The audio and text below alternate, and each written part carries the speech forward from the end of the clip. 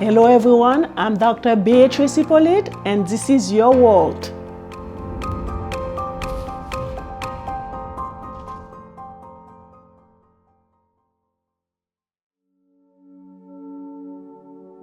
Hello everyone, welcome one more time to a brand new episode of Your World with Dr. Beatrice Hyppolite.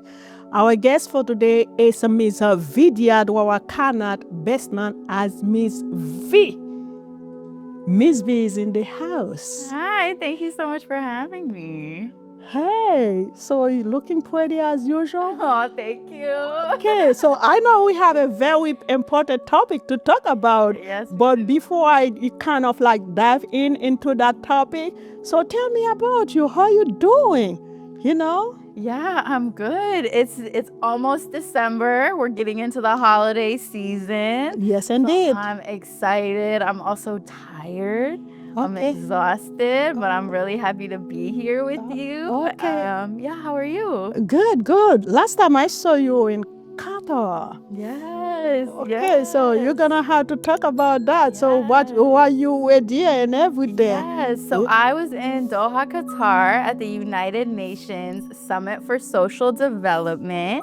I was there a couple weeks ago for about a whole week. I had never been to that part of the world and I was really excited to be there.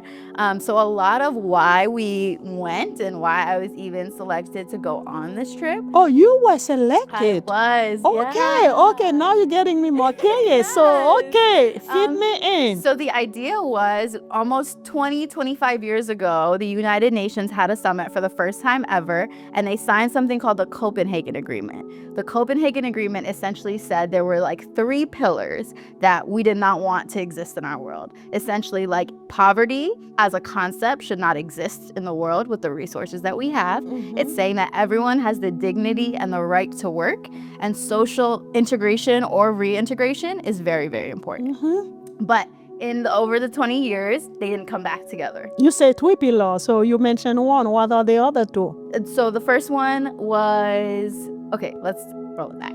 Okay, so the first one was poverty does not exist in any capacity. The second one is about reintegration. So everyone has the right to reintegrate into society and be around people that value their full self. And the third is that people have the right and the dignity to work. So they have the skill set, they have the supports, and those works are not just, oh, just do this job and do whatever. It's something that people feel excited about going. There's so many opportunities in our workforce. So those were the three things. But what's crazy is in 25 years, they met once and they never met again. So this year was the second time that they all came together to work and to be together to re-sign that declaration, especially with everything that is happening in the world right now. Okay. People decided to come together from every country and state. How many countries were there? A lot. I don't want to be able to say the wrong number, but it was a lot. I have never seen so many people. And there were breakout sessions every day from people from all around the world talking about women's rights, young people, incarceration. There was even a whole day dedicated to the private sector. And what does the private sector have to do with all of this type of work? So, yeah. Okay. Yeah. So it seemed, you had a lot of fun. I did. And I learned so much. So much. Yeah. Okay. I know today we have a very interesting topic. So what it is about again? Yeah, restorative justice. I feel like you see it on the headlines in the media, but so many of us just don't even know what that means. Yes. So I'm really excited to be here and shed some light on it. Okay, so without further saying, walk us through it. Yeah. So restorative justice, I think what's important to start with, right, is that it is a Black and Indigenous tradition that dates back centuries. So if you think back to your ancestors, whoever you believe those people were, how did they gather?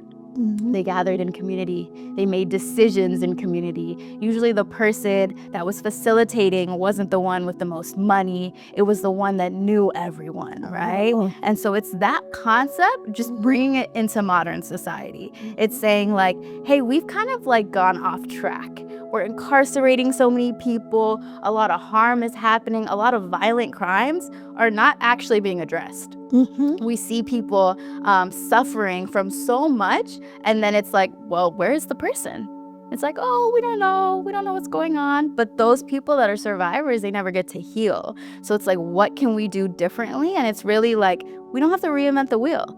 Let's go back to how we used to do things and see if we can bring that into it. So the way I like to define restorative justice is, it is just a way to be in community, and it takes away that punitive approach we typically see, and it talks about harm. So it says, instead of like blame, instead of shame, instead of like, why did you do this? Or you are a bad person. It's saying like, what harm happened and how can we repair it? And repair really looks so many ways for so many different types of people, but repair it in the sense of that individualistic perspective, but also as a group, right? Because let's say me and you get into an argument, right? They say, oh, repair the harm between the two of you. Sure. But do we also know other people in our life that know us? And all of a sudden they're like, ooh, Dr. H and Miss V, they're fighting again. That's not just between us. Our community feels that. Now our community feels like, can we talk to both of them? Can we not? Do we know what to do? So restorative justice really believes we need to take a community-centered approach to resolving harm and saying like, it's not just between two people, it's between an entire community. So how can we involve everyone to get that relationship back in the right space? Okay, that's very interesting. Everything, oftentimes starts somewhere where, that idea to embrace and work toward restorative justice, where that idea came from. When did you start? What motivates you, to look out toward it? Yeah. So I was a young person living in DC back in like 2016, 2017. I had just graduated, trying to figure out what is it that I want to do with my life. And I heard about restorative justice the same way most of us do, through the media, through little documentaries. And I said, this is a very interesting framework, but does it work? It sounds too good to be true. We're all gonna sit in a circle and do kumbaya. I don't know about that. So I was very interested in the concept, but I wanted to see if it could work in implementation. So that's really when I decided almost 7 years ago to just move to New York and test it out in the greatest city in the world, right? Like, let's see what this is. And so my first year living in New York, I met some incredible people who had gone through such extreme harm, domestic violence, just being survivors of just unexplainable harm. Like, when I'm listening to their stories, I say, how are you here? How are you surviving? How are you happy? And they all told me, they said restorative justice, because restorative justice was more for me than something else. And it made me say, okay, let me see what more is there to this. So I really came to test a social experiment in the city and learn from people that have been the most impacted. Is this real? Does this work? Is this something we can actually recommend? And I told myself when I moved to New York, I'm either gonna move here and say restorative justice does not work, or it works 100%. And I was surprised by how quickly I saw it does work. It's more of how is it implemented, who's using it, and in what way. But yeah, I just was a curious young person and wanted to try it out, and I had nothing better to do. Okay, so if you were to tap on how it is implemented, so what will be the answer? And who's using it? Yeah. Will be my second questions. Yeah, I think, well, the first thing I want to say is that restorative justice has turned into a buzzword. Like, it has turned into the thing everyone wants to slap on things, right? So for a lot of people, restorative justice on an implementation perspective is like, let's do a circle, let's have a unit, let's have a department within something. But what I've learned is that's why it's not working, because it's not systemic, right? So like, anyone can do a circle, anyone can do a healing circle, anyone can come in and say, hey, what happened here, right? But what we can't do is make it a value that everyone observes. So there's a term we like to call restorative living, right? And that, I think, is the key to restorative justice and practices. It's this idea that we say, okay, we're not talking about de-escalating. We're not talking about these moments of high crisis. We're talking about who we are as people. So we like to come into spaces and say, okay, like I can de-escalate him, or I can learn the strategies and the skill sets to help this young woman. But the reason it doesn't work every single time is because, is this who you are in real life? When your husband doesn't do the dishes, how are you handling that conversation? When someone's rude to you in the store, are you like, let me think about repair? Or are you reacting? We can't be one way in our life and then show up to work and be a completely different thing. You won't work. Yeah, so I think the biggest thing is implementing it systemically, but starting with these basic things. Because as you know, especially in your city, in the world we live in, everything is so reactive. It's like, oh, the crisis happened, now let's use restorative justice. But wait, what happened to when we were all just sitting here hanging out? Restorative justice is a place there too. And I believe when we start there, that's really when the shifts can happen, and not just in these crisis moments. Yeah. Okay, so now I understand, where the idea came from, what got you involved into it. So at this present moment, where you at working toward that project? Yeah, so my biggest project this year, I've done this since March, is something that I like to call circle parties. So when we think of this idea of restorative justice, typically we think of circles, right? So we have young people, older folks, everyone in between. We get into a circle, we do community building, there's a talking piece, very typical. But what I really realized this year was there are so many programs, but not enough spaces for our young people and people that are impacted to just be, to just learn, to just exist in how they are. A lot of times, I've learned from a lot of people coming home from prison and jail, they tell me, like, I don't want a program. I want to feel like a person. How do I feel like a person? So we created these events called circle parties, where we show up someplace, usually a bar, a restaurant, anywhere that likes to have us, and we have something called circle parties. They're just intentional spaces for people from all walks of life to come together and just talk. Sometimes we learn, sometimes we have presentations, sometimes people are just like, I just want to come after work and hang out, listen to some music and talk. And what we've seen is that space almost regulates itself, right? You see young people maybe made a questionable decision when they were out, but another young person says, this is a restorative space, right? So I'm going to take a walk with you. Because while you were away for prison, or jail for a very long time, you kind of lost a lot. Yes. You lost a lot. And coming back into the community, you really have to integrate totally. Oftentimes, they tend to be mandated. So whether you like it or not, if it is part of your condition of release, so you have to follow through, because if you fail on doing that, you know what the outcome gonna be. You're gonna fall back where you came from. And I think, at that level, it's very important to create that sense of community and to welcome people and make them feel human again. So it's very important. Who doesn't like to feel human? Exactly. Yeah. I realized, to me, this is basic, right? This is just like belonging, this very small concept. To me, I didn't feel like I was doing anything spectacular. I was just bringing people together in a space. It didn't cost me any money. It just cost me some time.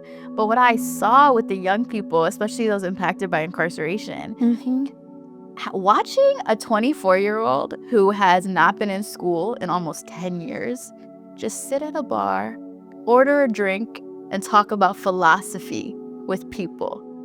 I never expected that to make such a difference.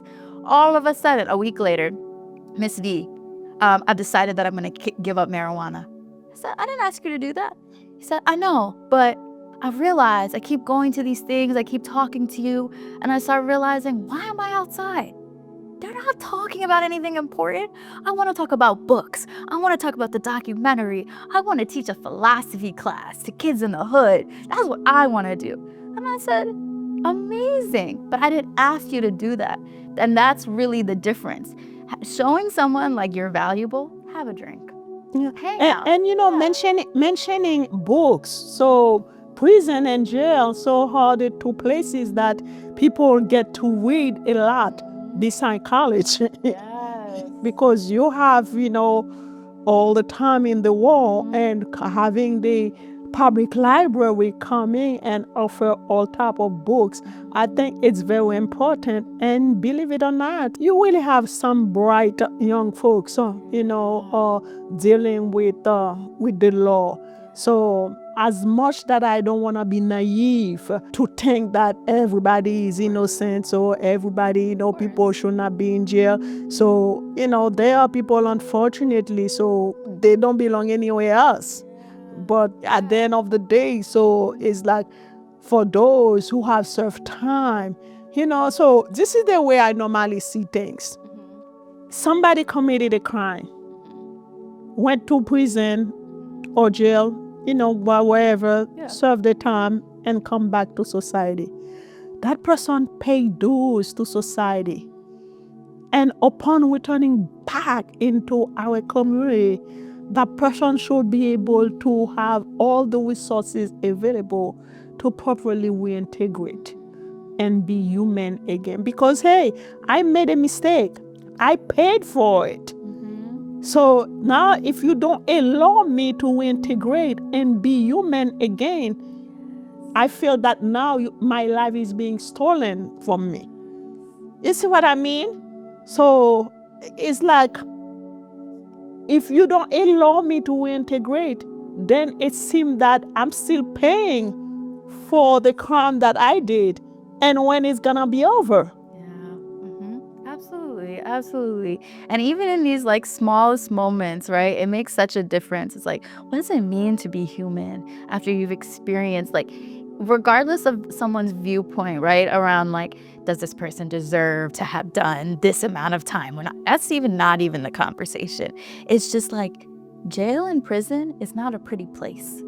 We know that by design. It is not somewhere where people are happy, right? Like maybe people find joy in the space, but it is not a place designed to like put smiles on people's faces, right? So whatever you go through in that space, you have to heal from that. And that even me leaving and all the violence, that is going there. You have the which, and sometimes, experience, on a personal level. So, so after you deal with all of that, finally got back to the community, you want to live a decent life. And think about it, even for us as people that just work, right? Like we go to, even if you work a 9 to 5 and you're going to work and your boss makes you mad or your coworker makes you mad, you call up your friends and you say, hey girl, you want to come over? Like, let's talk. I need to vent. Incarcerated folks coming home deserve the same thing, but that doesn't exist for them. They don't have a support system like that. And a lot of times their support system are from those same communities that they're not supposed to be talking to, right? According to their parole or probation officer. So what do they do then? So we're trying to just create a space where like you could come and chat. And unfortunately, you have many people, for whatever reason, kind of like have burned the bridges. So upon returning back to the community, some of them may not have anybody at all, to rely on. And that's where the danger may come from, because when you don't have anybody to rely on, there is no resources available. So what's going to happen? You may end up falling into the same situation that got you in jail at the first place. And what's funny is every time I've hosted these circle parties, of course, I've invited so many people in my life that are formerly incarcerated. And when I first started, I didn't know how it was going to go, right? Because I don't have control over this space. We're in the free world. Let's see what happens. And to my surprise, the star of the show every single time was someone formerly incarcerated, because I think that they felt for the first time that they didn't have to have shame around their experiences and their stories, that they could show up and tell crazy stories, but also give perspective on things, right? When you have seen and you have been through such trauma, you've also learned so much. So their voices started to rise. Their voices started to be the center. And we started watching people that you would never think, you guys are really having a conversation right now? They are, yeah. How often you conduct those meetings? Yeah, so since March, I've been doing them every month. The last Friday of every month, we just pick a place and we invite folks. And now we're really looking to scale that up to almost weekly in New York. So anyone who's just interested in that space. On average, how many people you might have? 20 to 40 people are showing up. Not tell And us what's number. interesting is it's never the same people every month. Oh. So what I've been seeing is that, like, even if people don't come, I'm getting phone calls. Midnight. I'm so sorry, Miss V. Like, I was outside. I didn't go. I didn't prioritize it. But who showed up? What did you guys talk about? Those are the calls I'm getting. So my thing is, that's 20 to 40 people that are physically present, and probably about 20 to 40 people who are just calling, messaging me, saying, how was it? I'm so sorry I didn't come. I want to come to the next one. When's the next one? And so it's like, this is a need because people don't feel this level of belonging. And it's not transactional. So something that I've been very challenged to do in these spaces is not facilitate, right? I'm Ms. V, I'm the facilitator, I'm the teacher, I'm the educator. But no, because this is a space for me to be human as well. If I had a hard month, guess what? I'm gonna have a hard month, I'm gonna have my glass of wine, and I'm gonna be fine. Because we're all human and we all hold the space together. It's not on me to hold the space. Maybe I organize it, send out the invites, but it's for all of us to come together and say, like, what do we need? And if Miss V needs to have a glass of wine at the bar, she does, and that's okay too. Okay, I understand that every month you have a meeting, and I'm pretty sure for drink and foods, are normally involved. But after that big meeting, what's next? How you help them, so it's like, because I understand. So, hey, I need those type of environments, where I can connect with other human beings and feel human again. But it doesn't stop there. So, work related, or for those who may have a mental health problem going on, how do you plan, or how do you normally assist, or how do you plan to assist them in that level? Because to fully reintegrate in society, I'll need a job. Further down, I'll need a job. Yeah, and I think it's relying on not just one person to run the space, but all of us too. So I think out of, let's say, 40 people attend, about 10 people are people that work in nonprofits, in a workforce, in places all across the city. So the biggest goal is like our referral process. There's no person that should show up at our event and say, like, I can't get a job. What do you mean you can't get a job? There's millions of dollars funneled into workforce programs in New York City. We can get you into a program. We can make a call. We can make a referral. We can do all of that. So a lot of that is like, if someone's talking to me and I'm like, ooh, you need a resource and I don't know. There is 5 people at that event. I say, hey, Noble, come over here real quick.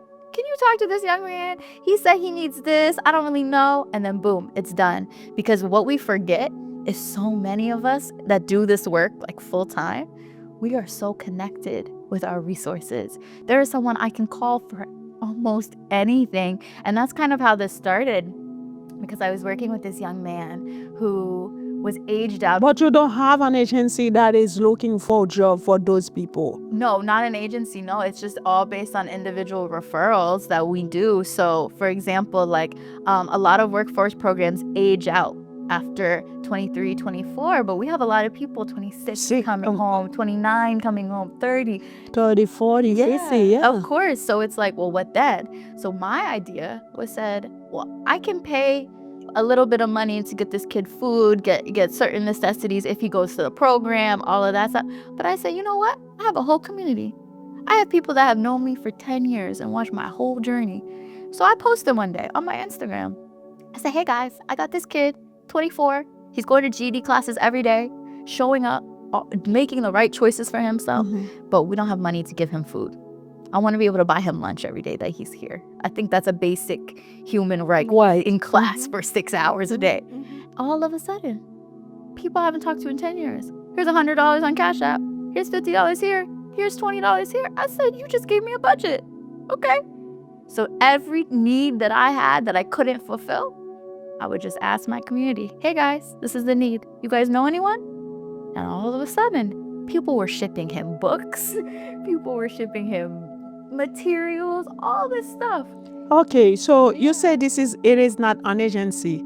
but down the road, so what the route so that you plan to go, because you're gonna have to work on budget, you're gonna need accountant, you receive money from people, even if it is $10 or $20, $100. So you want to be able to have an accountant to do your book, right?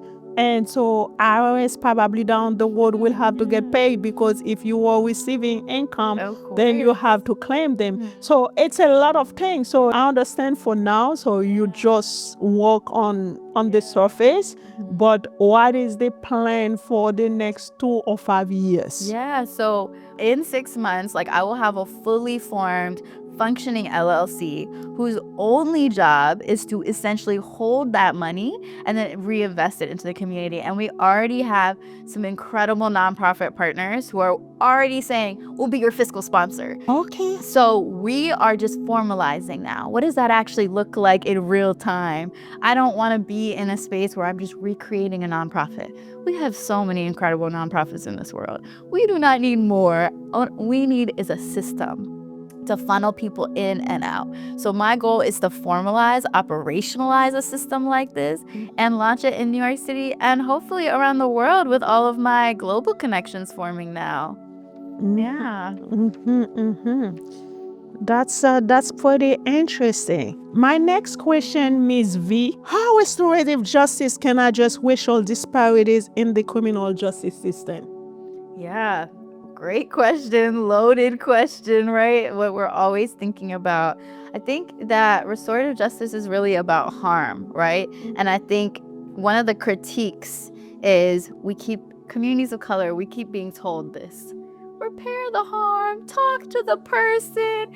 We're like, we don't want to hear that. Like, we have so much other stuff going on, right? But what I've learned is that it's just taking a moment to separate yourself from the system. Because a lot of times we get caught up in what is other people saying? What are other people's feelings about what happened to me? No. We're talking about you. What do you need? And that's it. So I think with racial disparities, there's so much of that in our criminal legal system.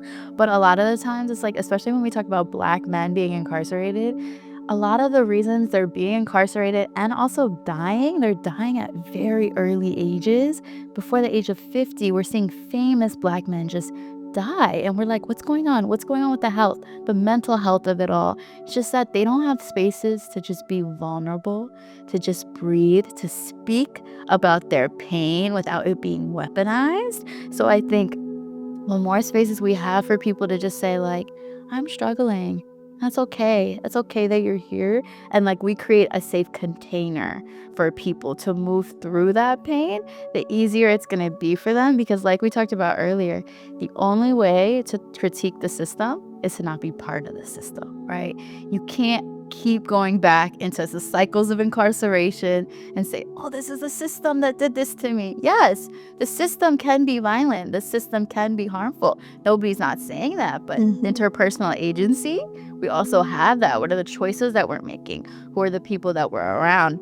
So I think restorative justice really can shift the conditions of a community. It can shift the conditions of a space. So while last Friday of every month, it's not perfect, it's there though. So if anyone needs it, it's a moving space. And the amount of people that take resources from there and come back and are like, I'm having a stable job now and I still want to show up because I'm still complaining about my boss and I still need the space. I think prevents. You mentioned something that is very important, Ms. V, when you say sometimes people complain about the system. The system can do this to you, can do that to you. And it's a great point that you raised. I understand. We already know the system can be violent. The system can be unfair. The system can be evil. But at the same token, as an individual, as a person, I have the responsibility to taking care of myself and do my ultimate best not to be on the wrong side of the law. If I already know what the system is kind of like, like implies, if I know like walking down the road or on the street, with a brown bag, that can trigger for the cops to stop me and ask me questions, and before even know it, that can take a different turn.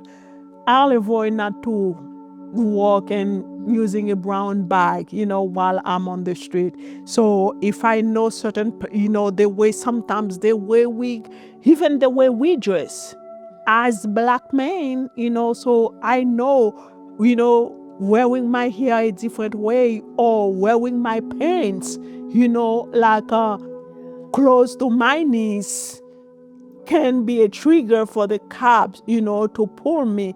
Hey, let me keep the pen where the pens where they belong. So put them up.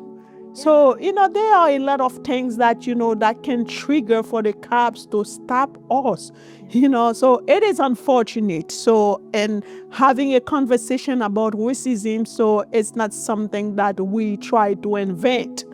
It's there. We came from a very long way. I understand that, but we have a very long way to go. So it's like, as a black person, I don't want to fool myself and think that, what, living in this country, everything is okay, it's over. It's not over. So it's like, whatever that I can do to protect myself, I'll do it. So I understand there are times situation may occur. You may be at the wrong place at the wrong time. So there are times you don't have control over things, and you may get into a situation. But whatever bad situation that you can avoid, and you have the control not to get involved into it, by all means, go ahead and do so. Because at the end of the day, if you don't protect yourself, if you don't try not to get into the system eventually, when the system get to you, the system, will swallow you.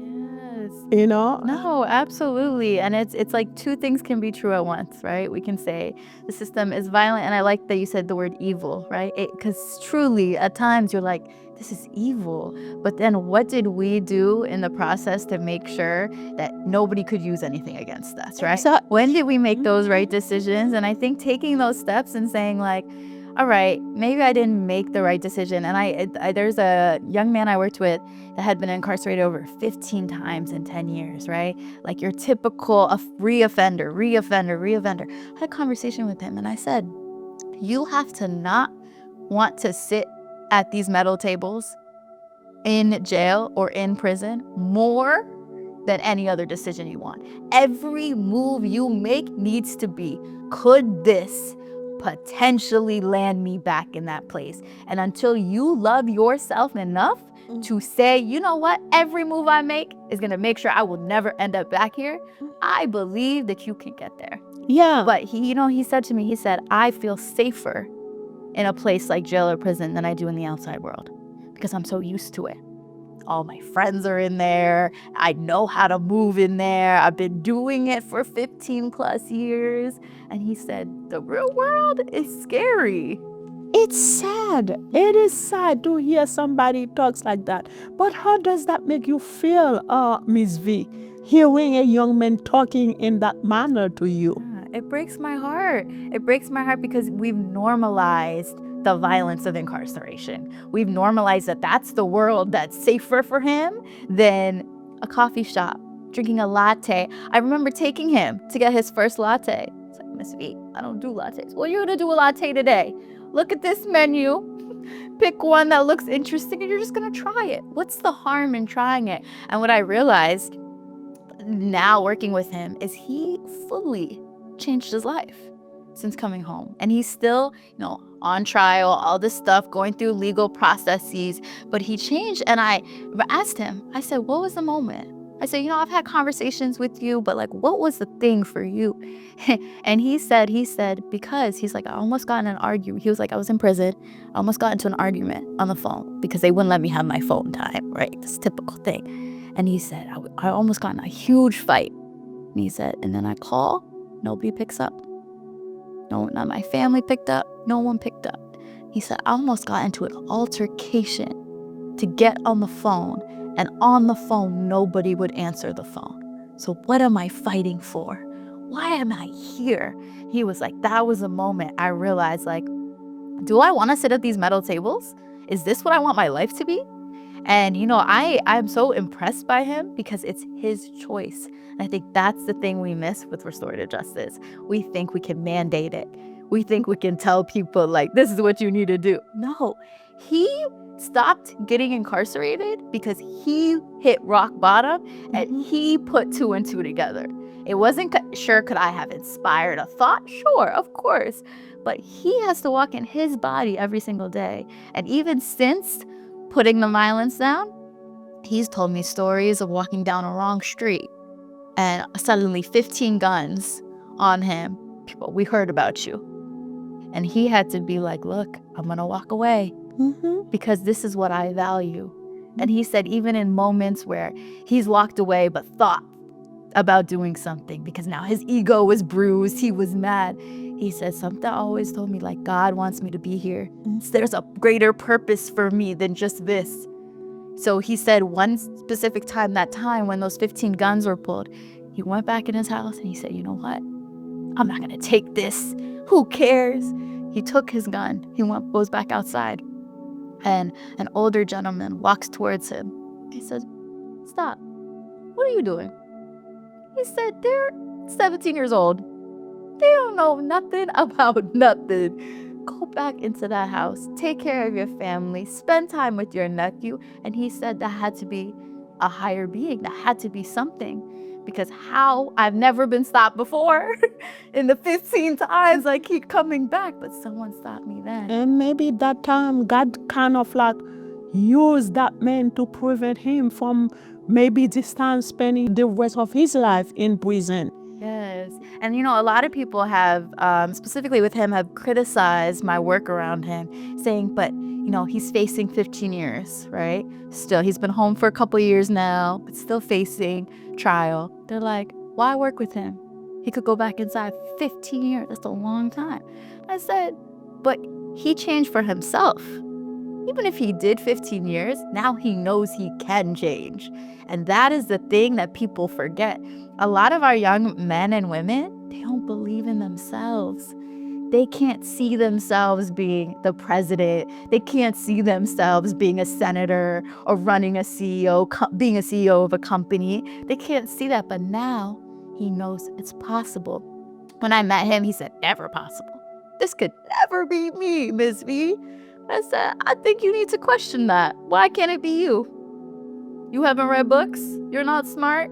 You can't look on YouTube for some information? Yes, it can be you. So even if the worst possible scenario happened to this man, he is behind those bars knowing, having faith, I did something that so many people would not be able to do. And that is what keeps his spirit alive. And still to this day, he messages me and he's like, I'm in court, I'm going through all of this, but he said, I feel good. And at that point, even if you were to serve time for a very long time, he will be at peace. Exactly. That's what he said. With himself and with the decision, and really, understand that, hey, you know what? I did something wrong. And so, hey, that's the consequences that I have to pay. So it's like the hardest part, I believe, I've been privileged enough, in my life to never really get in any situation with the law. Yeah. But I believe one of the hardest things that people can face, when doing crime, it's not being able to make peace or not take responsibility of what they have done. Because we live in a society where it seems that mistakes were made, but not by me. So we live in a society where people will always try to find somebody or something to put the blame on, but not to fully taking responsibility on, over something that they knew that they did. And I've oftentimes hearing, people, blaming the system or blaming so it's all about, I understand, the slavery. I don't want to say anything that may sound controversy because that's not the idea of the podcast.